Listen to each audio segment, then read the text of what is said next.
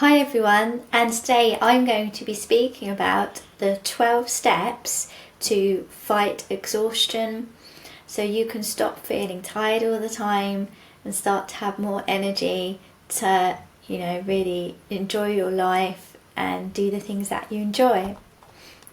So when you listen to this, you will discover the 12 steps, sort of an overview of actually what I include in my 12-week fatigue fighting program and how this can help you to have more energy.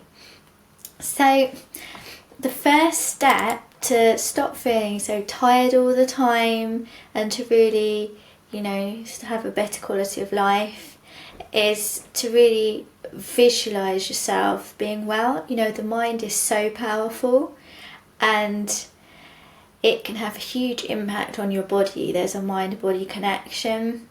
So if you can see yourself to start having more energy, then you really, start to, put that in motion as well. And it's good just to have a goal as well, to really focus on what you want to achieve and put your energy there, rather than, just focusing on... I know it's hard when you're just so tired all the time and, it seems to consume your life. But even just setting the intention at the beginning just to feel more energised, and that's what I would recommend. So the second step I would recommend is removing anything that's draining the energy from your body. So in particular, any foods that you're reacting to, that you might have a food intolerance to, and anything that's inflammatory, that's causing inflammation in your body. So a good way to, if you're not sure of what is causing your tiredness in terms of what food you're reacting to, I would definitely recommend doing a food intolerance test. This is what I do with my clients, and it really pinpoints exactly what they're reacting to, so they can remove those foods from their diet for a period of time. And they're often within a week or two they're starting to have more energy. So that's a really first powerful step on what you can do. So the next step is really to do with relaxation, so reducing stress in terms of stress management techniques and improving sleep as well.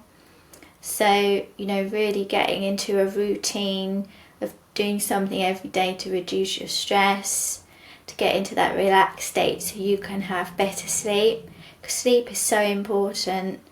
And there can be hormonal issues for poor sleep as well, if you've got low melatonin. So again, it could be good at this stage, if you're perhaps perimenopausal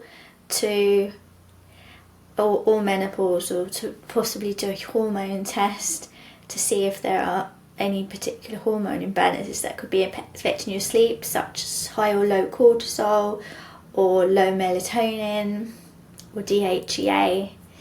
And just if this, if you've tried the basic sleep hygiene techniques and it's still not working, there could be something underlying going on there. So the fourth step that I would recommend is really opening up the detox pathways. So making sure that your body can really detox toxins out of your body, which might be, causing inflammation in your body, which can lead to tiredness. So, there's different ways that we detox. We detox through our bowels, through sweating through the skin as well, through urinating, and through the lymph system. So we need to make sure that the energy is really flowing through these channels so you can really get, any toxins out. So this is, making sure you're having regular bowel movements and, making sure that you're supporting your liver as well in detoxing, and ways for supporting detoxing through sweating as well can help here. So that is the 4th step. So the 5th step on how to stop feeling so exhausted is to actually work on releasing trapped emotions. So I use sort of EFT with my clients, and where often I find with my clients that when they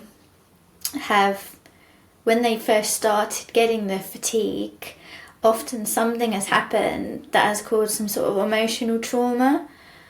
And perhaps, if they were busy working full time, or, busy looking after kids, or just, looking after their partner, just busy living their life, they didn't have time to process these emotions, and it's causing an actual blockage in the energy flow in their body. So this is so important to look at, to really, clear these away, because this is something I experienced as well. When I suffered with chronic fatigue syndrome, I had quite a big trauma that I sort of pushed to the back of my mind, and it wasn't till later that it sort of came up for healing and releasing. But it can be things like if you've been through a divorce, if one of your parents has died, or even a close friend or family member. If you've just, if one of your family members was ill, or you've been just through a very stressful period, you've lost your job, a car accident, anything like this can really trigger it. So this is something that I always look into with my clients that I know makes a huge impact.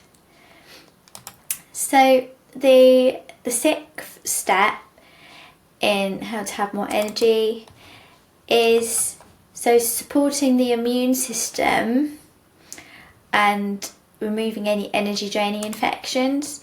So really making sure, if you're one of these people who often sort of gets ill all the time, you feel like you're always getting cold or catching what's going around, it could be that your immune system needs a bit of support.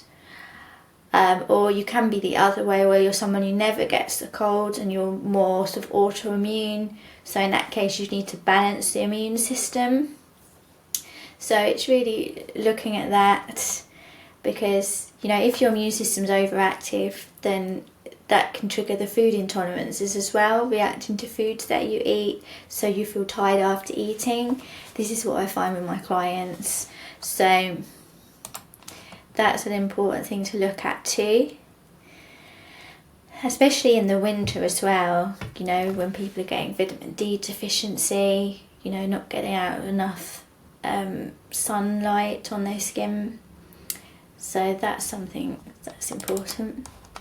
And then the 7th step would be to improve nutrient absorption. So basically improving your digestion, making sure when you are eating, you're really extracting all the nutrients from the food that is being absorbed and going to where it needs to. Because if you're not digesting your food properly, you're not getting all the vitamins and minerals from the food, and this can lead to the sort of malnutrition and tiredness.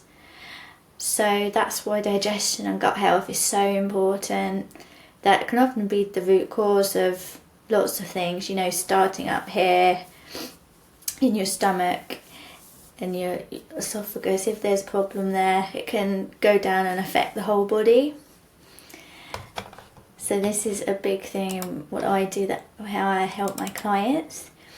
And then, so once you've sorted out the digestion, then the 8th step is to, make sure that you're including everything you need, that you're getting enough protein, healthy fats, vitamins and minerals in your diet, and getting them from all the healthiest food sources, and possibly supplements as well, especially nowadays because of over farming, that the soil is quite depleted of nutrients, so it can be quite hard to get enough vitamins and minerals from actual foods. So I do recommend supplements as well to make sure you're getting enough, especially if you're vegetarian or vegan as well. So that's so important for energy. And then the 9th step is to heal leaky gut. So to really make sure that, healing your gut lining, so you stop reacting to foods as well. You stop having these food reactions, and then you could try and reintroduce foods, looking at the health of your gut bacteria, probiotics. So that's important too. And then the 10th step that I do in my fatigue fighting program is balancing hormones. So this includes, female hormones such as estrogen, progesterone, testosterone, adrenal hormones like cortisol, adrenaline, and also balancing your blood sugar. That comes up a lot with my clients, making sure you're not having this roller coaster of dips and spikes throughout the day, which gives you unstable energy levels. So you might have high energy 1 minute and then suddenly it will drop and you'll feel exhausted, and then perhaps have cravings for certain foods. So that's huge as well. And then looking at thyroid hormones. If you have an underactive thyroid, that can lead to fatigue and tiredness. So, getting tested for that if you haven't already, and supporting your thyroid. So hormones is a really big area that can really help my clients. And then finally, when you've been through that process and started to have more energy, it's about getting some gentle exercise into your routine, finding ways you can to have gentle movement to your routine, to start getting that movement in, which helps with having more energy, helps with boosting circulation, reducing brain fog, and helps with detoxing as well. And then finally, it's really about just finding a routine that you can continue, that just works for you and your lifestyle, something that you can maintain, and continue the energy levels that you've gained. So I love working with my clients and helping them to get to this stage where perhaps they were too tired to do hobbies or see their friends, or after work too tired to spend time with their family and really have quality time together. So it makes such a huge difference, and I love seeing them just having a better quality of life, and they're so grateful afterwards because they've really got their life back. It's not just about just walking through life like a zombie. It's really about enjoying each moment of your life, having the energy to really appreciate being in the moment, enjoy what you're doing, whether that's, singing in a choir or doing a hockey club or going to a social club, just, or gardening, or maybe going to a Pilates class, just really having a better quality of life.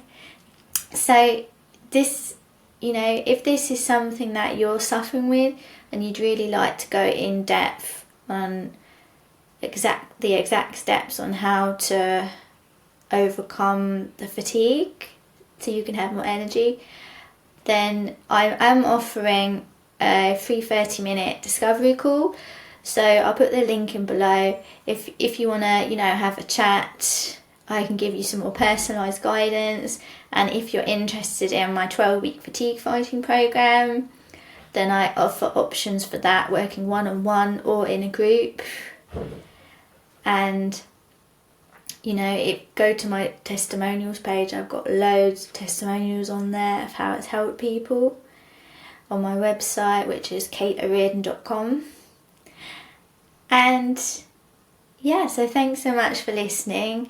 I hope that's given you an idea of what steps to follow to really start to have more energy and get your life back.